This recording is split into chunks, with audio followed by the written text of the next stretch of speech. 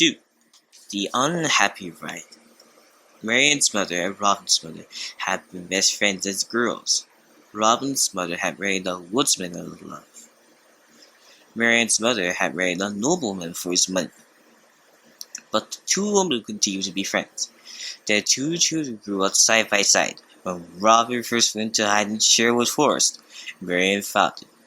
She vowed to remain his friend. Robin thought this was dangerous. But Marian was as stubborn as Robin, and she knew the forest as well as he did. Marian missed Robin. Whenever she could, she would steal away and go to the forest. There she dressed into forest green, just like the others, and she could shoot a bow as well as the best of them. One fine day, Robin and Marian strolled to the forest. Robin looked at Marian. She seemed sad. "What is the matter?" he asked. Marian frowned. "It's my friend Ellen. Tomorrow, her father will make her marry a man she does not love." "How unfair!" Robin shook his head. "The man is very old and very rich," said Marian, "and her father needs the money." "People should marry for love," said Robin, "like my parents." "Yes," said Marian, "I agree. That's what I thought." But she did not finish. "What do you think?" Robin asked. "Oh, nothing. You probably would not want to do it."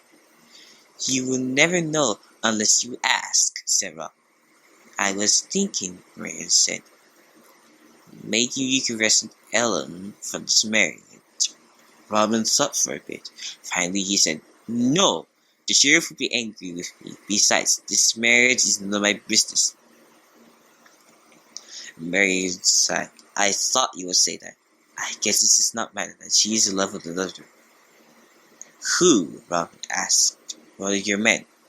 "Which one? Can't you guess?" Robin thought. Little John, seized as Marian said. Only this morning, Will Scarlet was whistling. Then there was his minstrel, Alan the Dale. Alan's songs had been rather sadly. Well, even though "It's Alan, Prince isn't John it?" offered a huge Robin reward said. for the capture of Robin Hood, Marian smiled. the elusive "Yes." rogue kept right on robbing the rich Robin to turned feed back the to the poor. hideout. This marriage must not take place. The next day, Robin dressed up in a disguise. He wore feathers and ribbons of many colors. He carried a harp in one hand.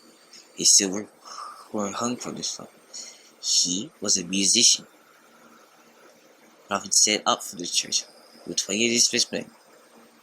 Little John, Will Scarlet, and Alan the Dale, of course. Friar Tuck also came. Robin Hood! Friar Tuck was also a member of the band, but he was also a member of the church.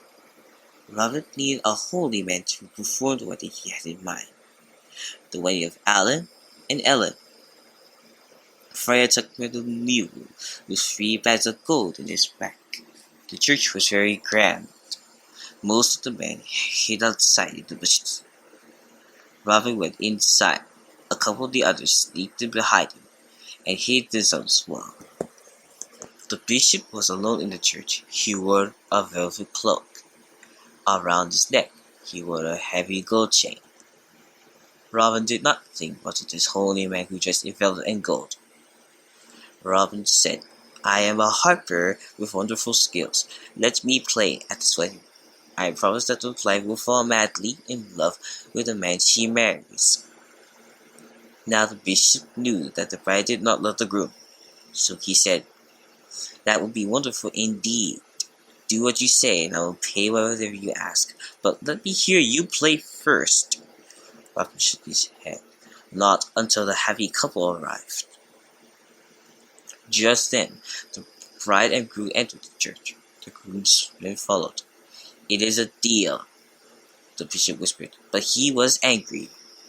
He planned to pay the harper with a beating, not gold. The bride's father entered next. His men followed. The groom was gray-haired and stooped with age. He rubbed his hands together. He was very happy. Everyone was happy except the bride. Ellen was pale. She could not even look at the man she was to marry. Bride and groom stepped to the altar. The bishop began, but Robin stood to the altar. He stood right between the bride and groom. "Just look at this girl," Robin said in a loud voice. "How pale she is! These are lilies in her cheeks, not roses. This is not a fit wedding. A young girl to such an old man, and she does not even love him." No one breathed a word. Who knew what to say? Who knew where to look? It was as if Ingle had turned to stone. Everyone, except Robin Hood. Robin put the silver comb to his lips and blew 3 times. Little John and Will Scarlet jumped down from where they had been hiding. Then they stood on either side of Robin, swords ready. "Here I am," Friar Tuck called down from the overloft, ready to perform the happy service. "What is going on here?" The groom drew to his sword. His men did the same. The front doors flew open. 18 more men wearing forest green burst in. They were ready for battle. At the head of them was Alan the Dale. Joyfully, Ellen cut out to her true love. "Alan the Dale," said Ellen's father. "So this is all your idea?" "No," said Robin. "You have Robin Hood this time," he vowed to love. The groom and his men put away their swords. They had all heard of Robin Hood. No one there wanted to fight him. The old groom said to Ellen's father, "Why did you tell me your daughter loved another man? If she prefers me, I'd prefer to forget this wedding." The proud old man left the church. His men followed. Then Robin gave 3 bags of gold to Ellen's father. "This gold is yours if you keep this marriage your best," said Robin. Ellen's father was angry, but he needed the gold, so he blessed the marriage.